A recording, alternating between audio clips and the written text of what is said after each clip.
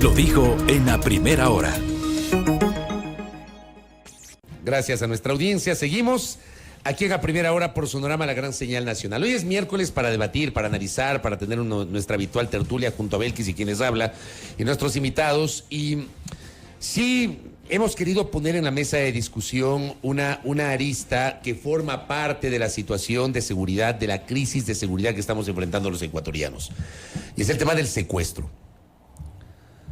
No es un dato menor el que se conoció a inicios de esta semana, el lunes, de que entre el 1 de enero y el 13-14 de marzo, es decir, en 2 meses y medio, ya se tenía el 60% de secuestros en comparación al 100% de secuestros del 2022. Creo que en 2022 la policía manejaba una estadística de 40 en los 12 meses.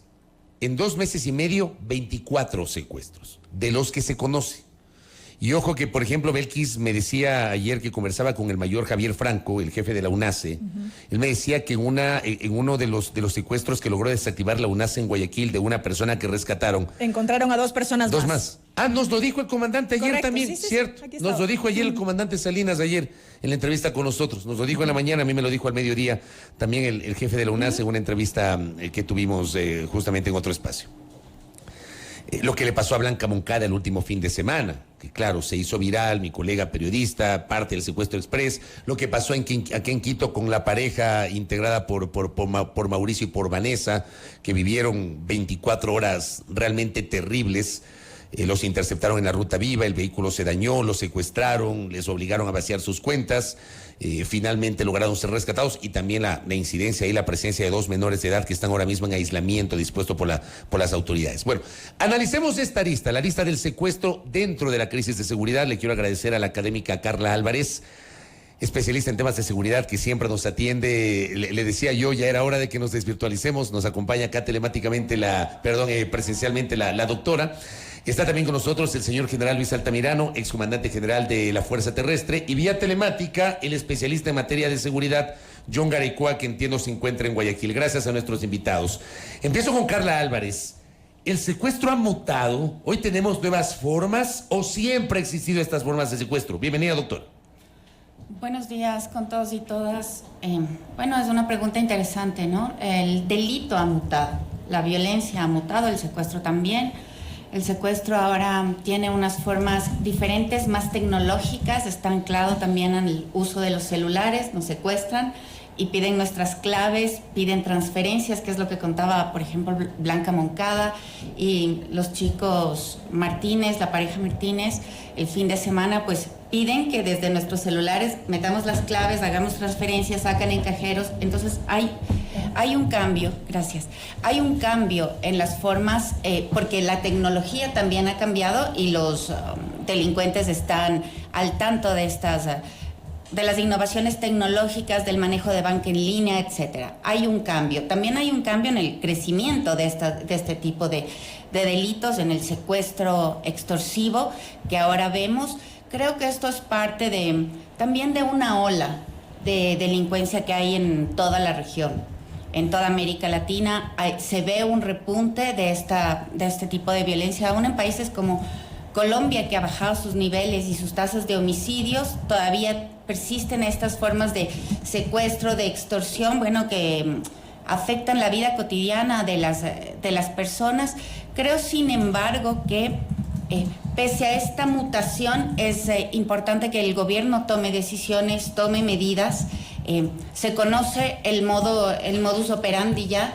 La UNACE tuvo un papel muy bueno para liberar a las personas que estaban el fin de semana secuestradas, y creo que es necesario que se empiecen a tomar medidas preventivas. Es decir, lo que ocurre en Ecuador no solo ocurre en Ecuador, ocurre en otros países. Se conoce cómo operan estas bandas en otros lugares donde han tenido una trayectoria más amplia. Esta información es importante que el gobierno y la policía la tenga para que empiece a tomar medidas preventivas y no solo medidas reactivas frente a la violencia, porque estas son formas de violencia muy graves que está viviendo la sociedad.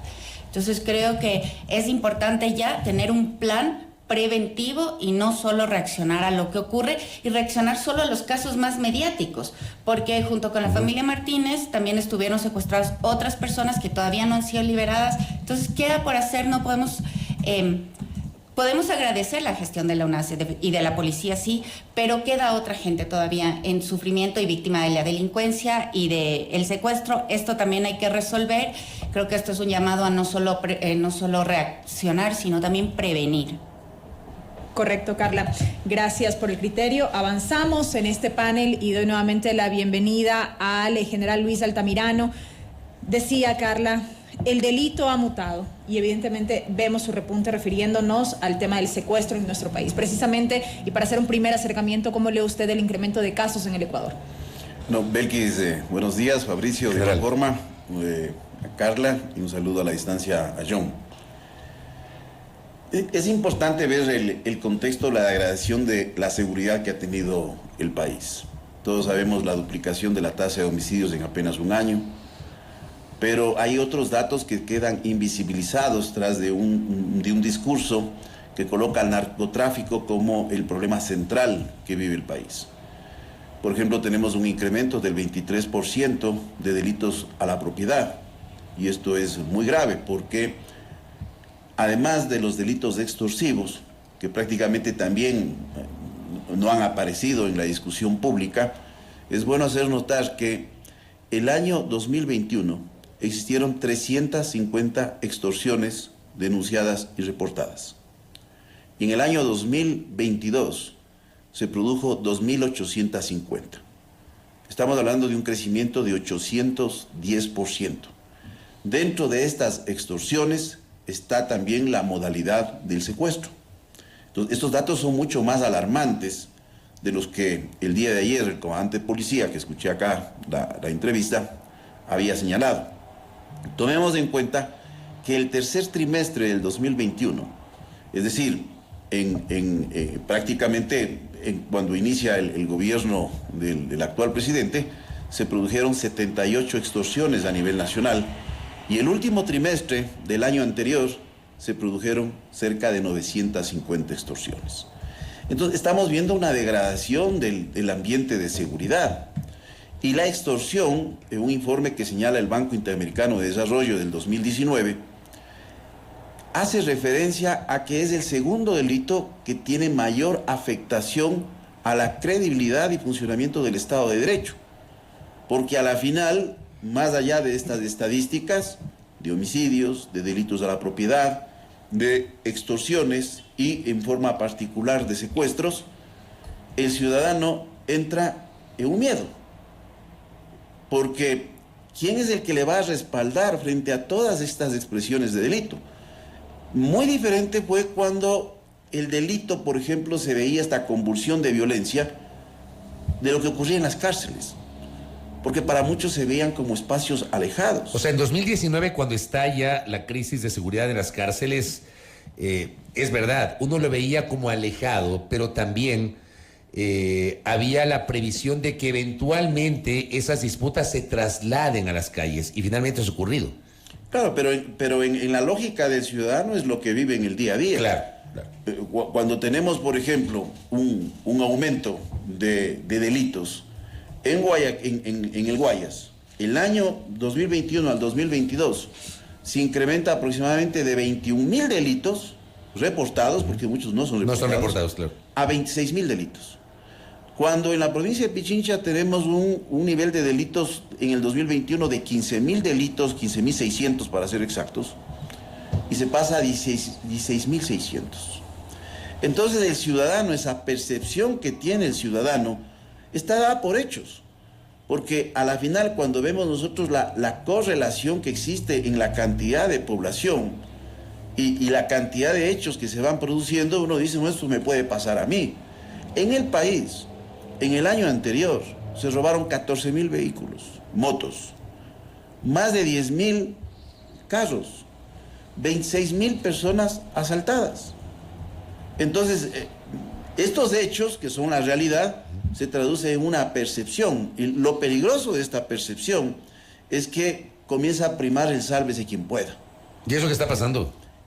es lo que está sucediendo, porque la gente, no se olvide que está en el tapete el discurso del porte de armas como una solución al problema de la seguridad. O por ejemplo, el tema de que... El amurallamiento, el aislamiento de la propia sociedad, porque uno de los problemas más graves que tenemos y que agrava aún más esta situación que vivimos es la falta de una cultura ciudadana. Y yo le añado algo más, general. Por ejemplo, el hecho de que hay que hacer imputables a los niños, niñas y adolescentes, que es otra cosa que también se está manejando. Les saludo a John Garaycoa, que está telemáticamente enlazado con nosotros desde la ciudad de Guayaquil. Estimado John, bienvenido, buen día. ¿Cómo ve usted el panorama de los secuestros, justamente para matizar esta conversación? Bienvenido.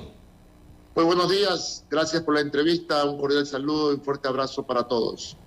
Sí, sabemos que detrás de esta actividad ilegal existe una organización mafiosa en la cual esta organización mafiosa, pequeña, mediana o grande, trata de hacer su accionar de distintas modalidades.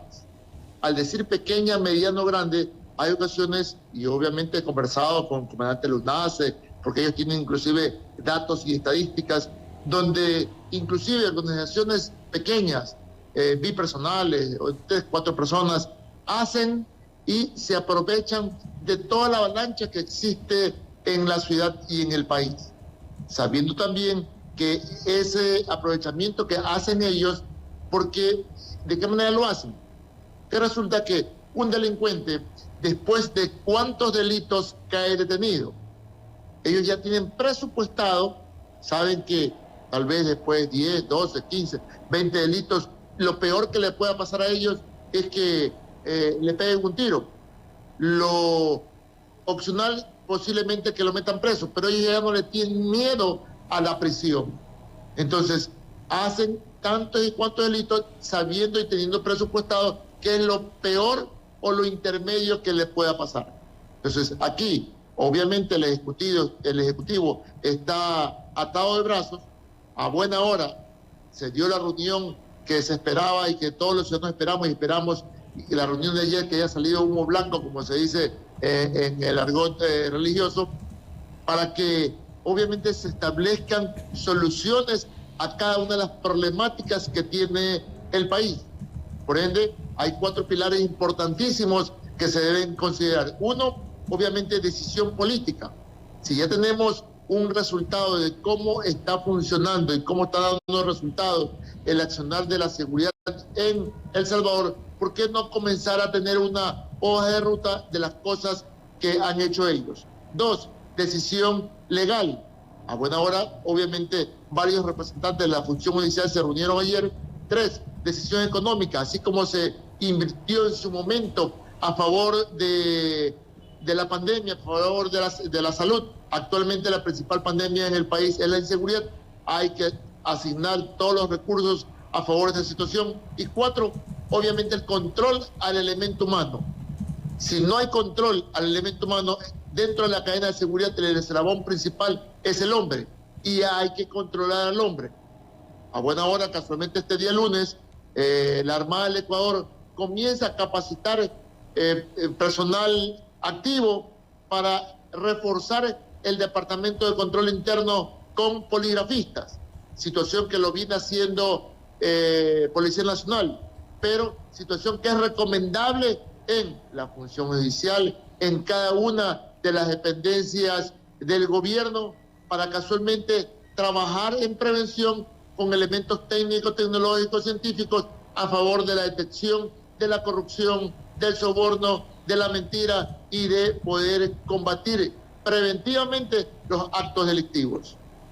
Correcto, gracias. Doctor Álvarez, de lo dicho por John Garaycoa, yo me quedo con algo particularmente, y es esto que él señalaba en el caso de los delincuentes. Ya no le tienen miedo a ir a prisión. Lo peor que les puede pasar es terminar muertos con un balazo, decía él. Eso habla bastante de nuestro sistema de rehabilitación social, debilitado o nulo quizá, o qué dice de nuestro sistema de justicia en el país. La verdad es que nosotros vivimos como una crisis de institucionalidad. Esta crisis de institucionalidad nos hace perder confianza en la justicia, en las instituciones, en todas las instituciones que operan. Yo creo que hoy por hoy el crimen organizado está más organizado que el gobierno.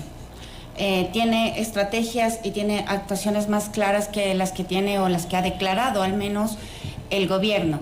Creo que es importante decir que la situación de violencia, como bien lo ha recreado el general Altamirano, no solo excede el número de muertos. Hay un montón y muchísimas actividades criminales que rodean también la muerte de las personas y que hacen que la sensación de inseguridad, la percepción, crezca. Frente a estos delitos que vivimos en Ecuador, es necesario tomar determinadas medidas y también hacer una cooperación regional, digamos. Es importante ver que el delito extorsivo está creciendo ahora en Ecuador, pero ya ha tenido un boom en Colombia. Hace pocos años se calculaba que las extorsiones podían llegar en Colombia a $1.000 millones anuales. Eso es todo un negocio. Es todo un negocio. $1.000 millones anuales. Sí, documentado en la prensa. Qué El año pasado tuvieron, revisando un poco las estadísticas, tuvieron como 8.000 denuncias por extorsiones, solo el 2022. Que claro, es una cifra muy grande. También Colombia tiene una población muchísimo mayor que la del Ecuador y tienen problemas muy, muy graves. El modus operandi que se ha visto en Colombia podría servir para que el Ecuador tome medidas y se adelante y prevea y empiece a tomar políticas preventivas. Hablando de estas experiencias, le voy a soltar lo siguiente. ¿Qué opinión le merece un criterio de uno de nuestros oyentes? Nos dicen, perfil tipo Bukele es lo que necesitamos, y que ha sido un tema que ha estado sobre la mesa, sobre lo cual hay personas que coinciden, hay otros que discrepan. ¿Cómo le suena a usted? Definitivamente lo que está haciendo el presidente Bukele tiene un efecto muy valorado en la población que se siente insegura. Se piensa que la mano dura puede ser como una alternativa adecuada. Sin embargo, creería que los gobiernos deben tomar medidas que tienen equilibrio entre sancionar a quien debe ser sancionado y el respeto de los derechos humanos de quien no debe ser sancionado. Este rato Bukele tiene la cárcel más grande del mundo y deberíamos ver los efectos posteriores de la salida de Bukele. El aprisionamiento sin respeto al Estado de Derecho puede romper el tejido social de una manera de largo plazo, puede distorsionar el funcionamiento de una sociedad. Pensemos en la gente también cuyos familiares han sido aprisionados sin estar vinculados con ningún proceso delictivo. Eso definitivamente está fragmentando a la sociedad salvadoreña. Hay ya muchas denuncias respecto a que esto ocurre. En el Ecuador no deberíamos llegar a este punto. Todavía estamos viendo cómo va creciendo la ola de delincuencia. Creo que es momento de tomar medidas preventivas. Esto es menos costoso que iniciar con una mano dura que pueda tener unas consecuencias inesperadas para quien es y para quien no es. Ahora, ahí le quiero preguntar al general, porque de esto se ha venido hablando en los últimos meses, y hay políticos, hay opinadores expertos, que hablan de una suerte de buquelización de la seguridad en el Ecuador, citando lo de Bukele, general. Mire, lo que pasa es que tenemos miradas muy simplificadas de un problema que es altamente complejo. No hay que olvidarse que alrededor de la política de seguridad que se está llevando adelante en El Salvador hay todo una estructura mediática para posicionar y vender un modelo que presenta una serie de deficiencias. Lo que pasa es que tenemos esa característica frente a las situaciones de crisis de buscar soluciones de corto plazo y soluciones que están en el orden de lo punitivo. Es decir, no trabajar en elementos de carácter estructural, tanto en temas de seguridad como elementos de carácter estructural en el tejido social. Bien, ¿qué ganamos incrementando la capacidad carcelaria? Es la gran pregunta que tenemos que hacernos. Porque cuando se habla de rehabilitación social, debiéramos preguntarnos ¿qué viene antes de la rehabilitación? La habilitación. La habilitación es la generación de oportunidades en términos de educación, en términos de la obtención de un empleo, en términos de acceso a servicios tan elementales como la salud, y en donde, por ejemplo, tenemos una serie de déficits.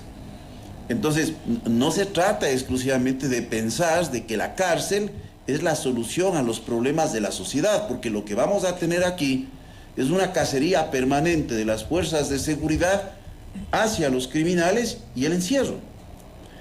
Y lo peor de todo es cuando no se observan las reglas del debido proceso, que pueden ser revisadas, eso sí, para generar una mayor agilidad, pero en donde podríamos estar mandando inocentes a la cárcel. Y si uno revisa una serie de estudios que ya se vienen realizando en El Salvador, se determina que hay un exceso del Estado. Posiblemente esto no le guste escuchar a la gente. Entonces, hay que revisar, hay que analizar, hay que ver no solo desde el punto de vista mediático, sino analizar desde el punto de vista de la gestión de las políticas públicas. En el país hay muchas cosas que tienen que ser hechas. Uno de estos elementos es el fortalecimiento de la función judicial. Porque sin una función judicial, tanto en términos de lo que es fiscales y jueces, no vamos a llegar a una situación en donde vamos a determinar las responsabilidades que correspondan en un debido proceso. Pero mire lo que pasó en los últimos días, general. Perdón que le interrumpa sobre lo que usted está diciendo, que me parece que es una arista muy importante. El presidente de la República hace 5 días hizo una denuncia pública de 12 personas acusadas de extorsión, entre extranjeros y un ecuatoriano, me parece, que habían sido liberados o les habían dado medidas cautelares alternativas. Entonces el Ejecutivo le echó la culpa a la justicia. Aparece el presidente de la Judicatura: a mí no me echen la culpa es de la Fiscalía. Aparece la Fiscalía: tampoco me echen a mí la culpa porque la policía hizo mal el parte y no me entregó a tiempo y la fiscal no pudo sustentar los elementos de convicción. El tema es que todos se pasan la pelota y en el medio tenemos una sensación de impunidad y de indefensión los ecuatorianos. Y eso se lo dije justamente al comandante de policía el día de ayer que conversó con nosotros, general.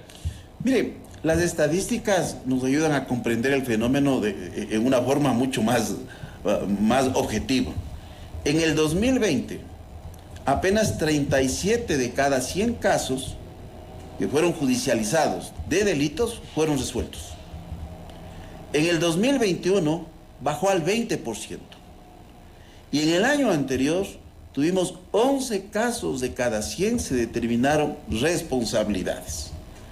Entonces, hay un aparato de justicia que no está respondiendo a las necesidades sociales. Y esto requiere reformas normativas, pero también una inversión muy fuerte en términos de talento humano y en términos de recursos materiales. Esto hay que comprender, porque yo siempre he mencionado que más grave que el propio delito es esa impunidad, porque la impunidad lo que hace es quitar del ciudadano la fe en la institucionalidad. Y bien, como señalaba Carla, el problema del país es esa débil institucionalidad que se expresa en estas encuestas de opinión en términos de percepción de credibilidad en las instituciones y en quienes presiden y representan estas instituciones. Ahora, dentro de esa débil institucional, le pregunto a John Garaycoa, y lo conversamos también con Belkis en estos días, probablemente a nivel de la policía, ojo, la policía está en una situación de credibilidad ante la opinión pública muy compleja, pero por ejemplo, tal vez la UNACE, el GIRI, el GOE, que son los grupos de élite, aparecen como los de mayor credibilidad o confianza dentro de la endeble confianza que la gente tiene en la policía. ¿Cómo le ve usted, John Garaycoa? Sí, tenemos que seguir confiando en nuestra Policía Nacional, pero paralelamente con todos los controles necesarios. Sabemos que, y lo escuchamos recientemente y ustedes lo han indicado, nadie se va a decir, sí, yo soy el responsable. El Ejecutivo no lo va a decir, la parte legal no lo va a decir, la parte administrativa no lo va a decir, al igual que los delincuentes. Ningún delincuente le va a decir, sí, yo robé, sí, esos fusiles son míos, sí, yo salí a asaltar.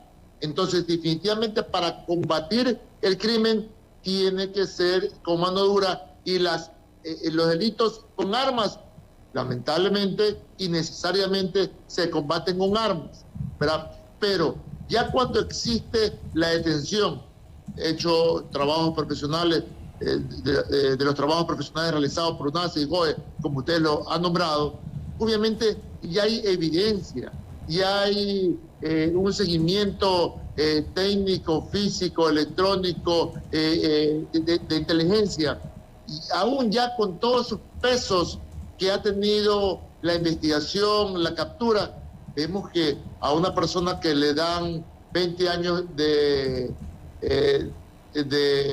detenidos, ¿verdad?, en contra de su voluntad, y definitivamente salen a los 2 años. Entonces, ¿de qué justicia estamos hablando? de qué control y seguimiento estamos hablando cuando obviamente no existe ninguna situación. Y esto de los casos que públicamente tenemos acceso. Claro, de aquellos, John, por ejemplo, perdón que le interrumpa, de aquellos que tenemos conocimiento por los medios de comunicación y aquellos que se viralizan en redes.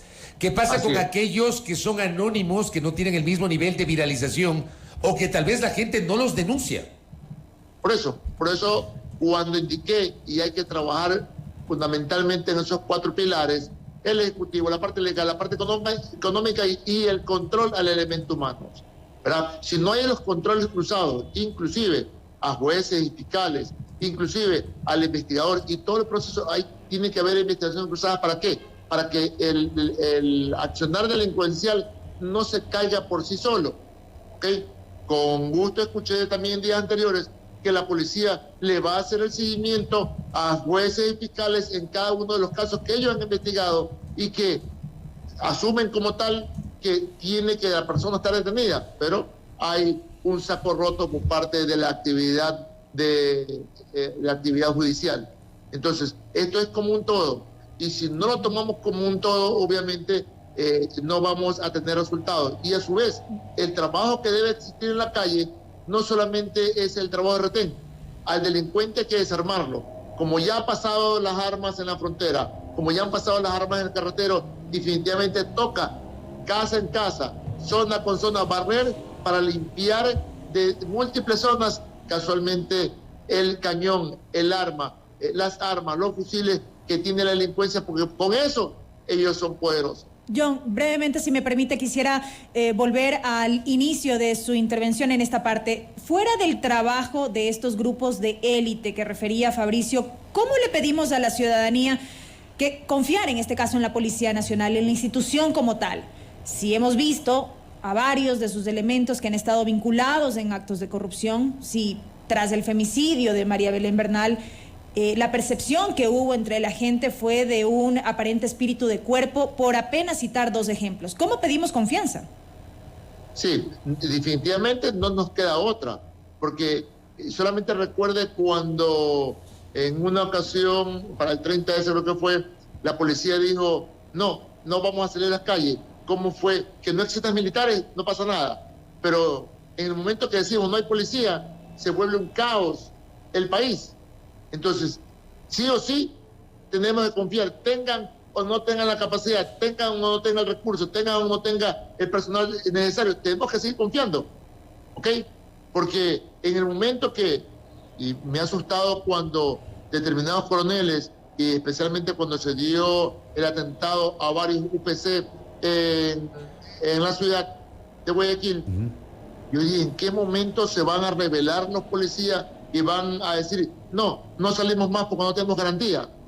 En ese momento, obviamente, se va a volver un caos el país en ese sentido. Entonces, definitivamente hay que darle todo el apoyo, todo el respaldo económico, legal, de personal, de equipamiento, de tecnología y obviamente del apoyo internacional que sé que lo tenemos y que también están preocupados, especialmente INL, que es la organización que combate y que aporta, que combate el narcotráfico y que aporta económicamente para ir formando estructuras a favor del control. Correcto, John. Voy a hacer una pausa en esta charla con nuestros invitados, con Carla Álvarez, con el general Altamirano y con John Araicoa, hablando sobre los temas de seguridad, el secuestro, que tal vez ha sido lo más coyuntural, pero es solamente una arista de esta crisis que estamos enfrentando. 7:38, pausa y regresamos con la segunda parte de esta charla, aquí en A Primera Hora por Sonorama, la gran señal nacional. Seguimos, 7:42. En el bloque anterior, Luis Altamirano hablaba justamente de algunas medidas que mucha gente, digamos, decide adoptar para tratar de, no sé, pues, garantizar su seguridad. Y no son medidas de seguridad per se, sino tratar de no salir, casi de autoconfinarnos. O sea, nos confinamos en 2020 por la pandemia y ahora resulta que nos tenemos que confinar por inseguridad. Y por ejemplo, mi colega y amiga Pamela Aguas Llanes publicaba un arte que a su vez publicó el canal fraterno Gamavisión con unas recomendaciones para los ciudadanos. Entonces decían, eviten ir en la noche a gasolineras, farmacias, supermercados, etcétera. Vaya al supermercado acompañado y revise los carros alrededor suyo antes de subirse y que no haya algo sospechoso. Evite viajar en carreteras en la noche. Si le chocan en la carretera, no pare. Si se le para un carro de frente y le cierra el camino mientras va manejando, chóquelo. Y de preferencia en la parte trasera del carro para que pueda salir, acelere y no frene. Entonces, Pa me decía, a esto le llaman vivir. Mejor huya mientras puedan. O sea, puede ser muy importante esas recomendaciones, pero al final yo digo, esto implica que nos toca confinarnos. Carla Álvarez, ¿cómo le ve? Pues definitivamente esto se puede tratar como una pandemia desde una perspectiva epidemiológica, digamos. La Organización Mundial de la Salud dice que 9 eventos por cada 100.000 habitantes son una epidemia. Nosotros tenemos una tasa que supera los 9 acontecimientos por cada 100.000 habitantes, más que duplica esa condición, es decir, tenemos más de 2 pandemias de violencia viviendo actualmente en la sociedad. Definitivamente esto nos lleva a recluirnos, esto afecta a la economía, esto afecta a nuestras operaciones diarias. Pero lo importante que hay que decir aquí es que nosotros debemos tener análisis complejos, como decía el general Altamirano. Nosotros no podemos pensar solamente en la sanción, en aumentar las cárceles. ¿Qué sacamos con eso? Es necesario pensar en la prevención. ¿Qué implica allí la prevención? Pues implican miles de cosas, desde considerar los factores sociales, el empleo, la salud, la justicia. Uno de los mayores incentivadores del crimen es la impunidad. Los delincuentes siempre calculan que si hay una justicia que no está operando bien y que hay pocas posibilidades de ser sancionados, pues eso es como un aliciente para el cometimiento de delitos. Entonces no podemos pensar en la cárcel solamente si no pensamos en que haya un adecuado funcionamiento del sistema de justicia. Eso por una parte. Por otra parte, las condiciones de precariedad social en las que estamos actualmente también constituyen un incentivo para que las generaciones jóvenes se involucren con el crimen organizado. Entonces, pensar en la cárcel es como pensar únicamente en el último eslabón, en el final ya de un ciclo de violencia que se viene gestando en etapas anteriores. Es necesario hacer fortalecimiento institucional, inversiones sociales. Todavía no tenemos los escáneres de la cárcel. No sabemos a ciencia cierta cuánto se va a invertir en la policía. No sabemos cuántos nuevos policías van a entrar. Las cifras varían de un funcionario a otro. El comandante de la policía nos dijo ayer que para mayo entrarán 8.500 nuevos policías recién graduados. De esos 2.000 van a ir a Guayas, me parece que algo así como 500, no tenía el dato exacto de Esmeraldas, el comandante, pero parece que como 500 van a ir a Esmeraldas, pero ya nos hablaba de que en mayo entran 8.500 más, doctor. Pero el 1 de febrero el presidente dijo que para mayo habían 5.000 policías y que para noviembre 5.000 más. No hay claridad en las cifras. A fines del año pasado se redujo el presupuesto de la policía, pero el 1 de febrero el presidente dijo que iban a invertir 175 millones de dólares en equipamiento policial. Entonces, ¿cómo se baja el presupuesto un día? Al siguiente se sube. No hay claridad. Creo que es necesario pensar que la seguridad amerita una política pública clara, consistente y coherente como una manera de prevenir el delito y de sancionar adecuadamente como cuando ocurra. Esto es como, hay que pensarlo en una integralidad. Correcto, doctora. General Altamirano, sobre lo dicho por Carla Álvarez, un oyente nos dice por acá: mientras ustedes piensan en la prevención, a nosotros, la gente de pie, nos siguen robando y matando. Esto da cuenta de que seguimos quedándonos de alguna manera en el diagnóstico. Se queda esa sensación de que sí, ya sabemos lo que se debe hacer porque nos lo han dicho una serie de analistas y expertos, pero han pasado 2 años en lo que va de este gobierno ya mismo y no se toman soluciones integrales. Sí, efectivamente, hay que tomar en cuenta que hay medidas que son de coyuntura y otras medidas que tienen que ir en el ámbito estructural. No pueden funcionar de manera aislada. Yo creo que es importante siempre elevar el nivel de debate, como menciona Carla. Mire, cuando menciona John de que hay que creer en la policía, en primer lugar puntualizo lo siguiente. La policía es una institución fundamental e importante para la sociedad. Nadie va a discutir esto. Pero ¿cómo le pide usted credibilidad a una institución en donde la estadística señala que 0.89 policías al día, es decir, casi un policía al día, se vincula en actividades de delincuencia común, de crimen organizado u otras actividades que están reñidas al comportamiento de un servidor policial, que pueden ir desde violencia intrafamiliar o violencia comunitaria.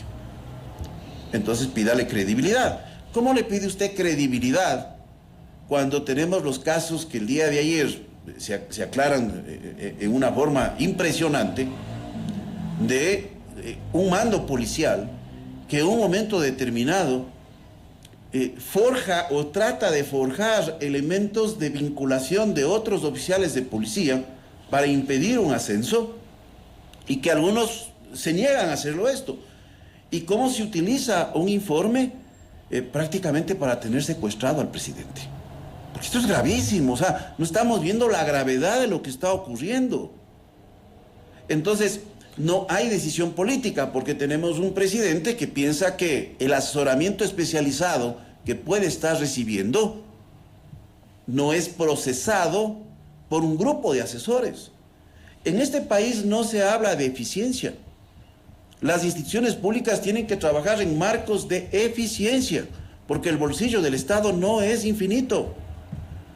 Pensamos entonces que la solución es un incremento desmedido de policías, cuando yo he mencionado acá con usted, Fabricio, que 30,000 policías adicionales significa 600 millones de dólares en sueldos y en alimentación, sin equipamiento, sin uniformes, sin gastos operacionales.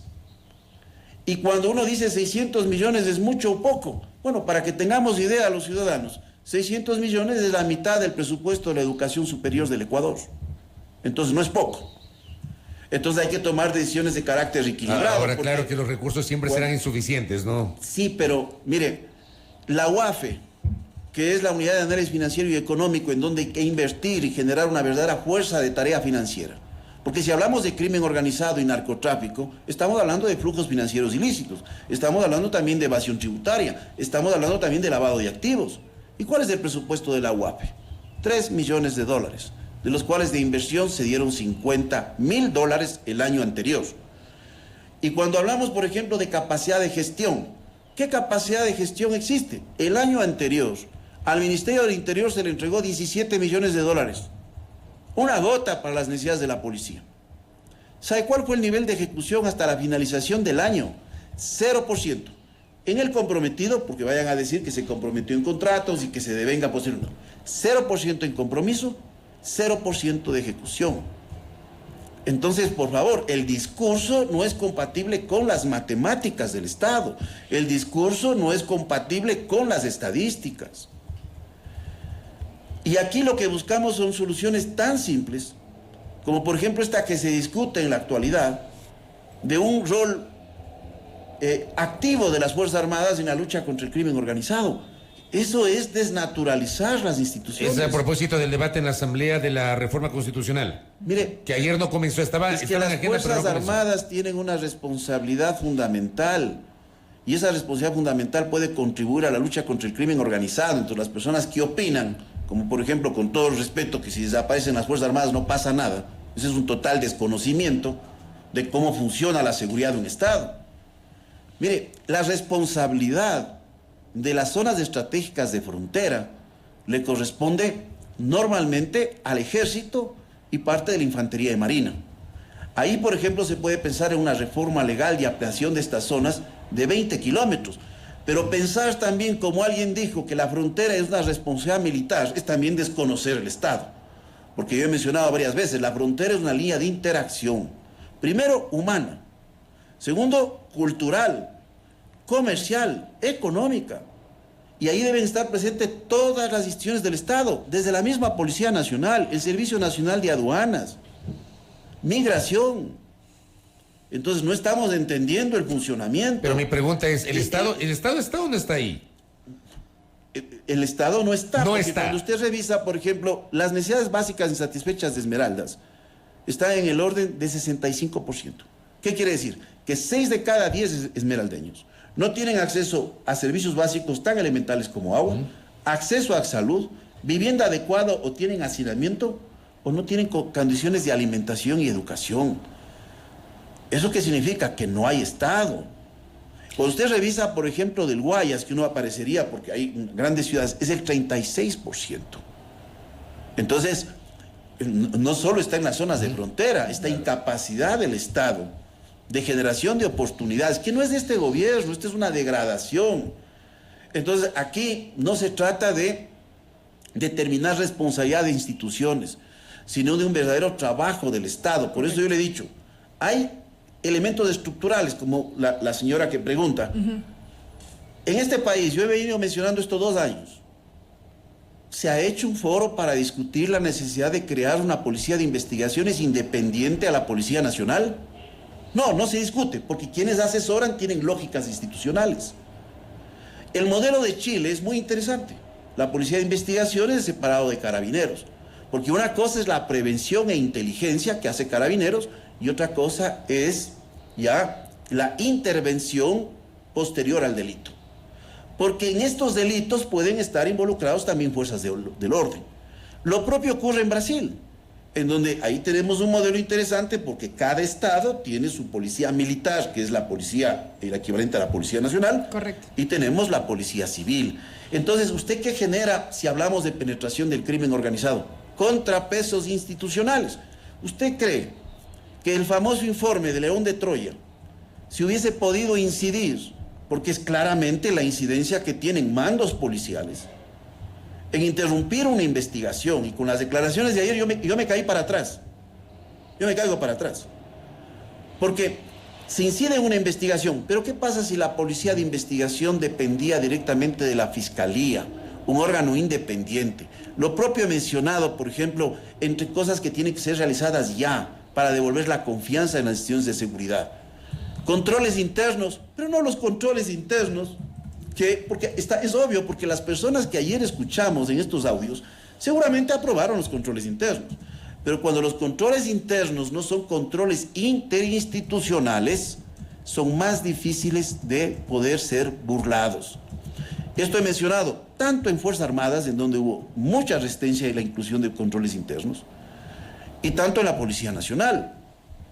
Es necesario hacerlo esto, porque existe un fenómeno de instituciones jerarquizadas en donde la jerarquía puede influenciar en la toma de decisiones. Yo me imagino que lo que ayer se dijo, mire, lo más grave no es la credibilidad del ciudadano.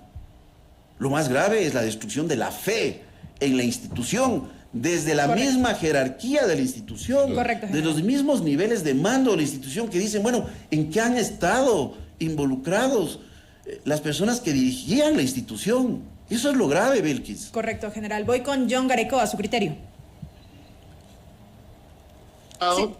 Sí. Siempre hemos escuchado que nos informan cuántos policías nuevos vienen al país o distribuidos en cada ciudad, pero nunca se nos indica cuántos policías han solicitado la baja, cuántos policías menos tenemos dentro de la institución, que les sigue costando al país porque muchos de ellos posiblemente ya cumplieron 20 años de servicio.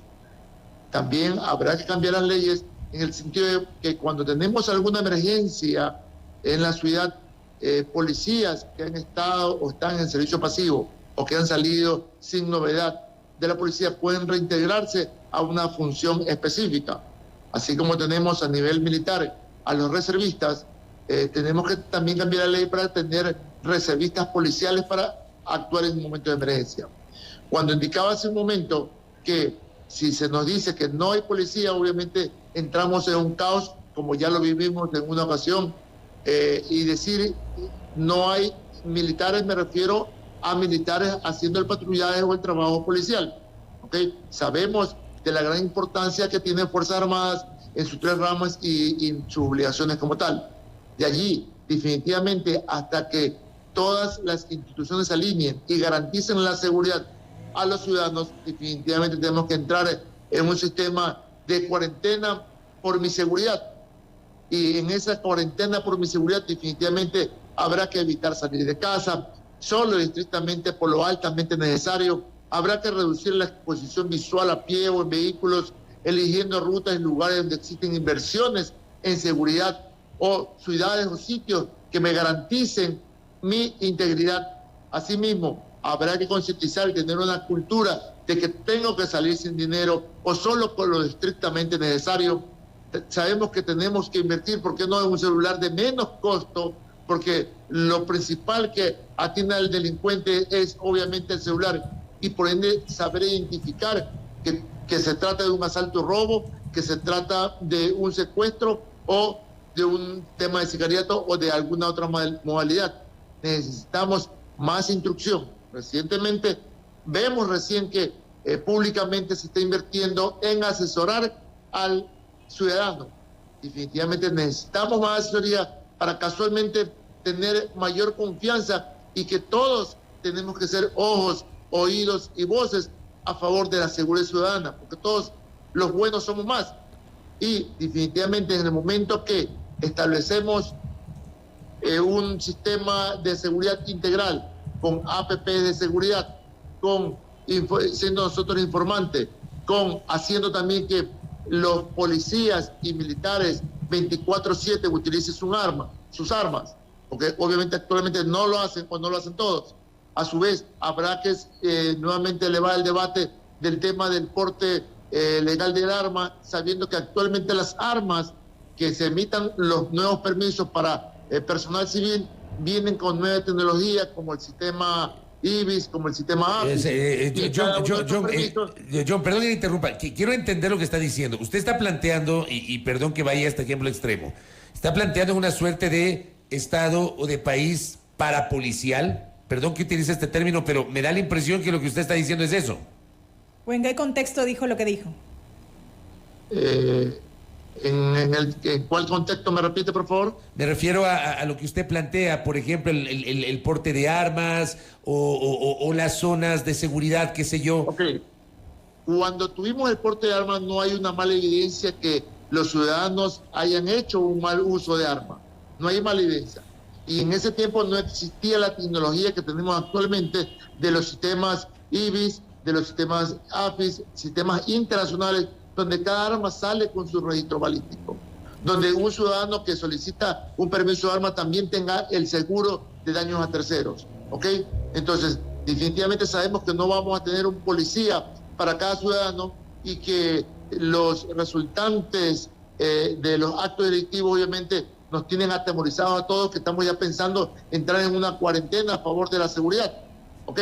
Entonces, hay que motivar también el tema de los permisos de tenencia que nunca se han hecho. En el momento que se prohibió el permiso de porte, se abrió inmediatamente el permiso de tenencia, pero ninguna autoridad se ha a motivar para que las personas en su casa, en su negocio, en su finca, tengan su arma registrada con el permiso de tenencia, ¿ok? Entonces, hay un abanico de opciones que puede el Estado ayudarse, pero obviamente no lo está haciendo. Correcto, John. Voy a cerrar el programa por el tiempo con una última reflexión tanto de Luis Altamirano cuanto de Carla Álvarez, y me parece interesante escuchar lo que opinan sobre lo que acaba de plantear John Garecoa. Carla Álvarez. Creo que ese planteamiento tiene algunas imprecisiones.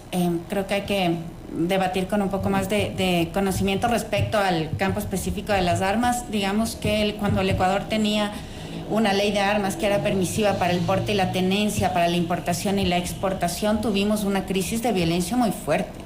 Es decir, nosotros estábamos en la ola de violencia, tanto así que en el 2006 el ministro de Defensa en esa época, Osvaldo Jarrín, impuso una moratoria en la importación de armas porque teníamos una ola de violencia armada que fue creciendo hasta llegar al 2010 con 18 muertos por cada 100.000 habitantes, que aún sigue siendo inferior a lo que tenemos ahora. El gobierno empieza a tomar medidas y el gobierno ha reducido los impuestos para el mercado, para la compra-venta de armas, y él lo ha bajado del 300% al 10%, si es que no estoy equivocada. Eso va a permitir que más gente pueda acceder a las armas porque están reduciendo su valor, pero se ve que en el último año ha habido un crecimiento en las compras de armas, sobre todo por parte de las empresas de seguridad privadas, que son las primeras interesadas en tener más armas. Se entiende por el contexto de inseguridad. Lo que no ha pasado es que hayamos mejorado los registros de porte y tenencia de armas. De hecho, el Ecuador ha retrocedido en su inventario de personas con licencia para portar y para tener armas. ¿Por qué? porque no hay un sistema adecuado, porque no hay las coordinaciones internas, el 5AR, que es el sistema que registra las armas, no ha sido actualizado. Entonces, si nosotros damos un libre porte o permitimos la tenencia, como que la tenencia de armas con mucha naturalidad o al modelo norteamericano, lo que vamos a tener es que sin ir a la par con un registro adecuado y con una institucionalidad fuerte, podemos permitir que la violencia crezca aún más de lo que tenemos. Los permisos, las libertades que tienen los individuos tienen que ir acompañadas también de obligaciones y de una institucionalidad que sea capaz de responder y de vigilar por esas obligaciones. Y eso es una cosa que en el Ecuador no ocurre, al menos en el tema de porte de armas, y en otros también, pero en este tema no ocurre. Hace falta fortalecer la institucionalidad si se quiere pensar en alivianar un poco o reducir como la tensión o la calidad de estricto que tienen las normas que ahora están vigentes en el país, porque podemos tener una eclosión de la violencia si ya con las restricciones que tenemos de la importación, exportación, porte, tenencia, tenemos la violencia armada que tenemos. Pues si liberamos las medidas, si liberamos sin controles, podríamos tener una eclosión de la violencia, de la cual yo también vengo alertando desde hace mucho tiempo. Creo que este es un debate mucho más profundo que hay que tener, y no solo podemos responder a los intereses pues de algunos sectores que tienen interés en tener más armas. Correcto, general Tamirano, con usted cierro. Tenga la bondad, su reflexión sobre esto. Mire, me preocupa a mí que busquemos la solución en la generación de la sociedad del miedo. Entonces, una serie de recomendaciones para que cambiemos nuestro estilo de vida, en nuestra forma de vestir, en los objetos que portamos. Lo que hace eso es restringir justamente el libre albedrío que tenemos las personas de conducir nuestras vidas. Entonces es muy grave que estemos buscando recomendaciones en ese sentido. Mire, uno de los indicativos más claros de la inseguridad en un país es la industria de la seguridad, que podría parecer como contradictorio. En el Ecuador tenemos en servicio hasta diciembre más de 60.000 guardias de seguridad. Cuando uno analiza en términos económicos, los sistemas de seguridad no aportan a la generación de la cadena de valor de un país. Porque para ponerle en términos sencillos, es como una familia. Si una familia tiene un negocio al interior de la familia y vende a sus vecinos, y 6 miembros de la familia trabajan, 2 estudian y 2 se dedican a la seguridad, hay costos que se van a repartir. Pero si 4 trabajan y 4 se dedican a la seguridad, es lógico que van a producir menos y los costos se van a elevar. Entonces, aquí tenemos en el Ecuador una discusión de pensar de que esto es incremento de efectivos, cuando yo les digo la solución es mucho más amplia, y nadie dice que no tenga que haber ese incremento. Tiene que existir este tipo de soluciones, pero de forma racional, equilibrada y obedeciendo a las lógicas de las necesidades de la sociedad, con una responsabilidad del Estado hacia futuro. Entonces, hoy se habla en situaciones, por ejemplo, de un crecimiento de una cantidad de policías, que el Estado no tiene ni capacidad de equiparlos, de entrenarlos, ni de emplearlos. En la actualidad, el presupuesto de la Policía Nacional, el 95% está en egresos de personal. El 4% está orientado a bienes de servicio y de consumo, con eso se sostiene la policía, y el 1% a bienes de capital, y una partecita del presupuesto que es equivalente a ese 1, en este caso equivalente al 2 o 3% del presupuesto de la Policía Nacional, lo maneja el Ministerio del Interior para proyectos de inversión.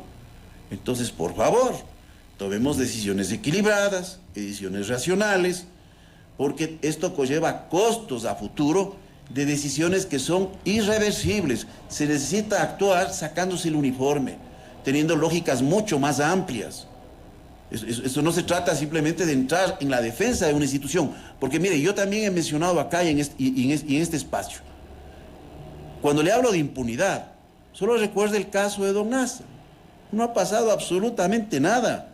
Y se entra en unas defensas de lógicas institucionales cuando esto ocurre en una unidad militar, en donde existe una comunidad, que no se mantienen las cosas bajo el tapete. Pero se ha determinado responsables, no, aquí se ha determinado responsables que han invertido el dinero, pero ¿cuáles son los responsables que llegaron y extendieron estos niveles de contaminación a este sector? Este tema tiene un montón de aristas y nos quedamos cortos justamente con aquello. Le agradezco telemáticamente a John Garaicua desde Guayaquil por su participación en nuestra conversación, al general Luis Altamirano, a la académica doctora Carla Álvarez, por conversar con nosotros. Hablamos de secuestro, parte de la arista de seguridad y las complicaciones que estamos enfrentando. Primera plana. Todas las noticias, todas las voces.